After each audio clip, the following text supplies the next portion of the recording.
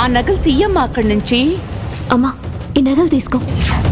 రాత్రి నేను విన్నాను, నగలు తీసుకొని పో అన్న వాయిస్ జ్యోతిదే. తనెంత పని చేస్తుందా?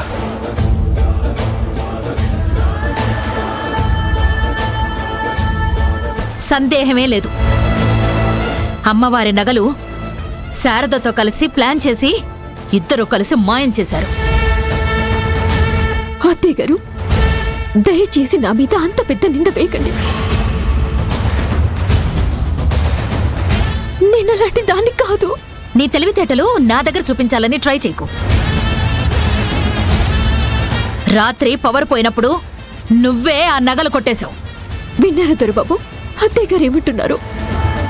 నేను నగలు దొంగతనం చేశానంట. నేను అలాంటి దాన్ని దొరబాబు. నేనేంటో మీకు కూడా తెలుసు కదా. మీరైనా అత్తయ్య గారికి చెప్పండి దొరబాబు. నేను దొంగని అని నింద నేను అస్సలు భరించలేకపోతున్నాను. నైట్ పవర్ పోయినప్పుడు నువ్వే అమ్మా నగలన్నట్టు నీ వాయిస్ నాకు వినిపించింది జ్యోతి.